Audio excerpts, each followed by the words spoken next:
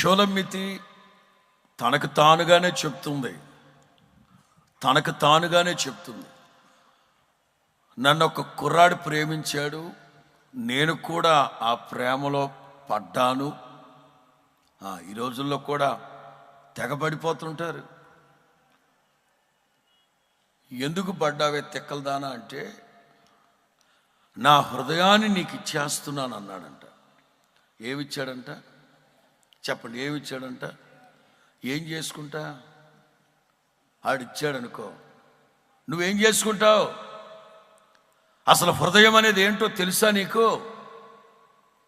ఏమిటి పాస్టర్ గారు, ఏమిటా హృదయం? అన్నింటికంటే ఘోరమైన, ఏం చేసుకుంటావు దాన్ని? అది ఇచ్చాడంటాడు. ఆడెంతమందికి ఇచ్చాడో దానికి 24 ముక్కలు చేసి తిక్కలు దానికి ఒక ముక్క పడేశాడు. ఏం చేసుకున్నది? హృదయం అన్నింటికంటే మోసకరమైంది, ఘోరమైన వ్యాధి కలిగింది. అయితే దాన్ని ఏం చేసుకుంటా? షోలమ్మితి కుర్రాడి ప్రేమలో పడింది. ఎంతకాలం దాస్తారో? వ్యవహారం బయటపడింది. ఇక వాళ్ళ అన్నోళ్ళు తిన్నగా తీసుకెళ్ళి, నూజివీడి మామిడి తోటలు లేవు, ఇక్కడెక్కడ ఉన్నావంటే పెచ్చకేసాలు వేస్తుంది తెక్కలదని.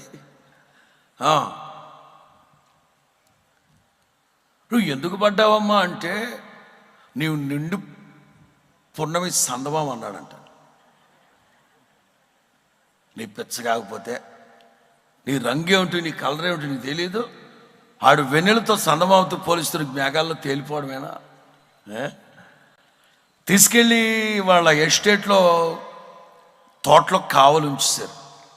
తనే చెప్తుంది, మా అన్నోళ్ళు నా మీద కోప్పడి, మరి కోప్పడక అది కాళ్ళు గడి కన్యాదానం చేస్తారు. నేను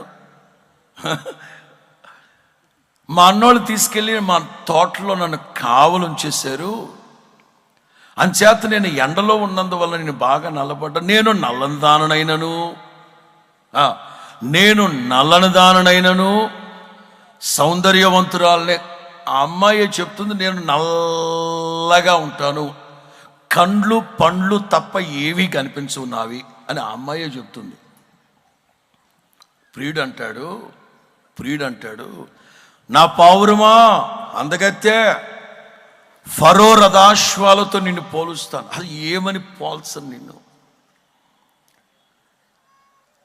నిజమే, ఈ మగాళ్ళు ఆడవాళ్ళని పొగడ్డం పరిపాటి, కానీ అందులో ఒక్కటైనా నిజం ఉంటుందా? ఒక్కటైనా? అబ్బా నీ నడక హంసలాగా ఉందంటాడు. అసలు హంసలు ఉన్నాయా ప్రపంచంలో? అసలు హంసలని ఉన్నాయా? కాకపోతే నిరాశల చెరలో ఉన్న వాళ్ళని లేవనెత్తటానికి మాట్లాడిన మాటలు